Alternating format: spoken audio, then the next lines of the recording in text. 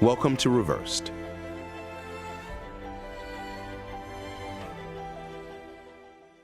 We've done a lot of shows, but to me, I think this one has really come together because we have some of the best in business, from not just doctors, but even influencers who have changed their life with how they eat.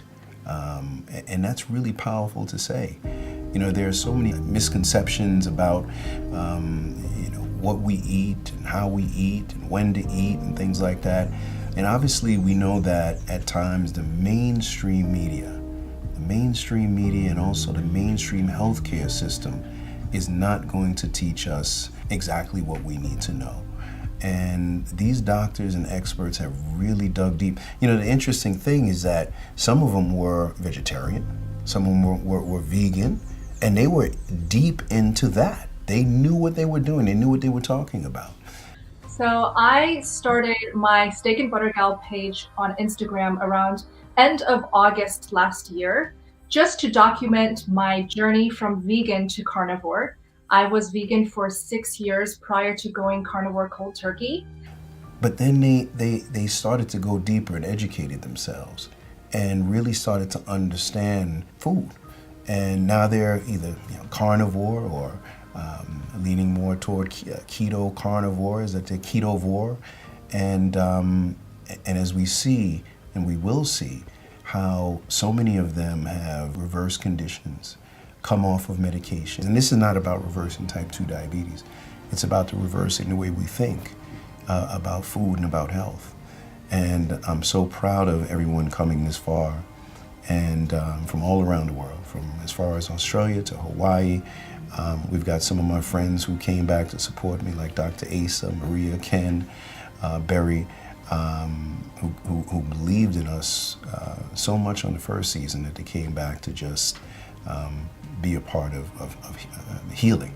I hope at the end that this will reach enough people that people will start questioning, asking their doctors the tough questions, looking in the mirror and asking themselves the tough questions, because they need to be asked. I mean, we are here for a short period of time, and none of us want to be sick. That's what Reverse is all about. I was getting the feeling this morning, and it's very easy when you've got such a beautiful place and terrific food, but all the experts coming in, it's almost as though we're in this special, it's like the movies where you're in this special resort area where the fountain of youth is.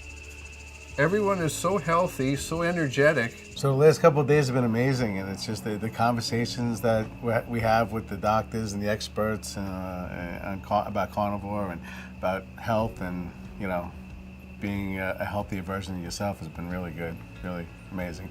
So yesterday I had this conversation with the guests and Dr. Berry and Dr. Chaffee and Dr. Kiltz, and it was really interesting to hear them talk about especially fiber, because that's something that's really pushed on us, is to get fiber and eat fiber, and fiber is so important for us. I'm super grateful to be here. Really, it's a marvelous experience. The place is beautiful. I'm Costa Rican and I enjoy Costa Rica always. Good morning, everyone. Good morning. Good to have you all back gathered together again. Today I thought we should talk about keto versus carnivore. What are the differences? Which one should you follow? Are there pros and cons? What are they? Etc. And so there's really 4 things at play here. Number 1 is all of us need to eat low carbohydrate. Human beings are by design a low carbohydrate mammal. If you eat too many carbohydrates, you get sick and fats. Secondly is the inflammatory question. Some people, the oxalates, lectins, phytates, etc. in plants cause lots of inflammation. And in other people, they seemingly don't really cause that inflammation. And there's like a normal distribution curve for everything involving human physiology. And so people over here can eat all the oxalates and all the lectins and phytates. It doesn't really seem to matter at all. Most people, if they eat too much, they have a problem. Some people, if they eat any, they have a problem. And so that can make the decision. Also, you always want to eat foods that are nutrient dense. without exception. Everything that goes in your mouth should be nutrient dense. Keto and carnivore both have that check in their column. They're both very nutrient dense diets. And then the final thing is carbohydrate or sugar addiction. Very real problem for many people. For some people, even the few carbohydrates on a keto diet can call up the previous sugar or carbohydrate addiction. And so they may need to pick carnivore over keto, and it may initially feel more restrictive, but ultimately it feels very freeing because you don't have that monkey on your back anymore, that if you have that keto treat, all of a sudden you're in the pantry looking for the carbs again. So what questions, what additional comments do any of you guys have about that?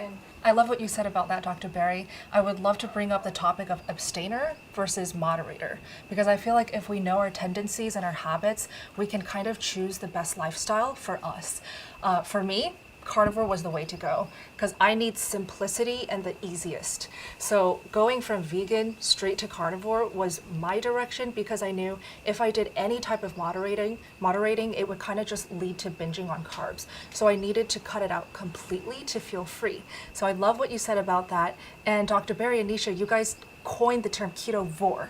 Yeah. Which is amazing for moderators because you could have the little bit of veg, carbs that you love with carnivore meals. Yes. But I also want to say, my journey started 26 years ago, and I started with keto.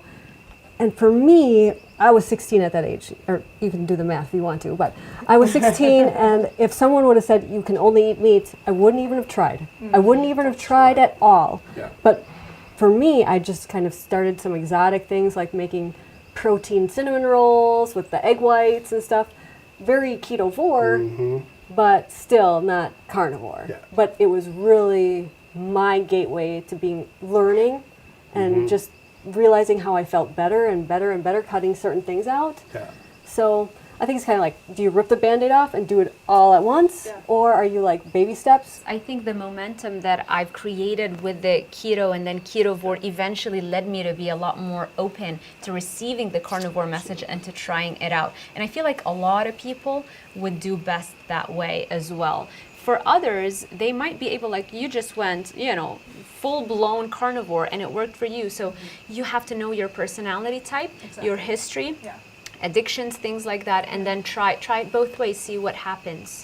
Yeah. And I'm still a huge proponent of a keto diet. It's helped hundreds of thousands of people. But what I am finding is that it's very often a gateway to carnivore, because if you go real whole food keto, you're going to improve your health to some degree. And I recognize that in my journey. But it did not get me where I wanted to be. Only being as close to zero carb, no plants as possible, that's where I feel my best health. But I'm with you. If you'd have told me back when I was experimenting with low carb, dude, you just need to eat meat and eggs, I'd have been like, no. I love being here and learning from all of you and understanding that each of you have a twist and a difference, and that makes unique the process because it's learning about yourself and understanding what gives you a better way to continue in the process. So for me, it's been like very inspiring to know that. So Dr. Ken, and in fact, then we would maybe at 10% carnivore, you may be at 100% carnivore, and we are all going along that spectrum to becoming to it. I think for many people, it's a natural progression. So first of all, let me just say this very blatantly. Any dietitian or nutritionist that says that meat plays no part in the human diet is currently ignorant. And I don't mean that as I'm not being derogatory. They just are literally ignorant of what they're talking about. And that's very common in the nutrition and dietitian space. Every human on the planet needs to have at least some percentage of meat and eggs in their diet by definition of what species we are. We should talk about falling down the carb hole like big time, because I know a lot of carnivores, they're loving this lifestyle and they're like, let's dabble in some keto sweets, a little harmless snack with stevia in it. They have that bite and it opens up their addiction again. And the next day, they literally fall into that carb hole and they can't get out.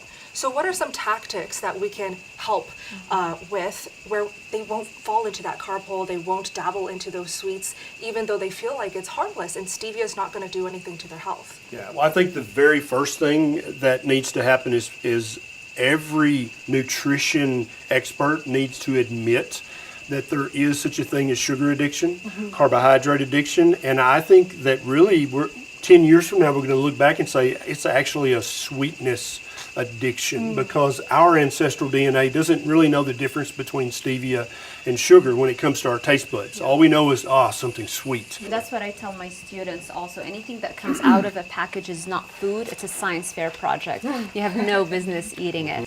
Even if you have no problem with sweetness and you can have some berries, the focus should be on a whole foods ketogenic diet if that's your starting point. And maybe you could tolerate some sweetness as you transition, but keep that to less than 5 to 10% and be aware, are you an abstainer or a moderator with regards to cravings and the sweet taste? Isn't this fascinating? Yeah. That was part of my symptoms. Excellent conversation. There's so much more we've got to talk about. And so thank you guys for joining me out here today. Thank you. all the experts. Coming up on Reversed. Sad to say, one of our amazing guests is going to be leaving our house soon. Were any of you guys, when you first heard about carnivore, were you like, where will I get vitamin fill in the blank? I'm really excited about this next segment.